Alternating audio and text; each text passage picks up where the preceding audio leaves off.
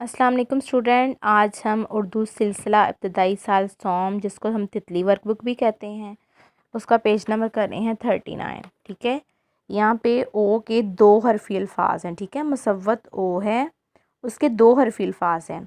यहाँ पे देखिए स की छोटी शक्ल है, स को ओ से मिलाया तो बना सो। ठीक है, स ओ सो। अब इनसे मज़ीद हम अल्फाज साजी करते हैं। यहाँ पे देखें, स ओ सो, स ओ सो।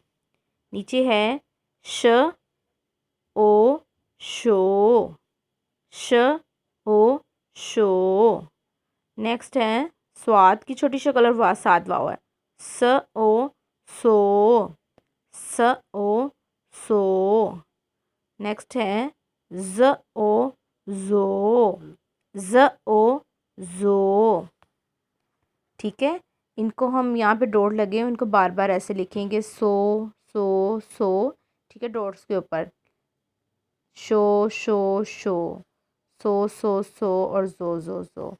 नेक्स्ट है हमारा त ओ तो, त ओ तो, ज ओ जो, ज ओ जो, अ ओ ओ, अ ओ ओ, ग ओ गो, ग ओ गो। यहाँ भी डॉट लगे हैं, इसको हम बार बार इसकी मशक करेंगे, लिखेंगे और उसकी पिक बना के आपने जी सूट पे भेज देनी है।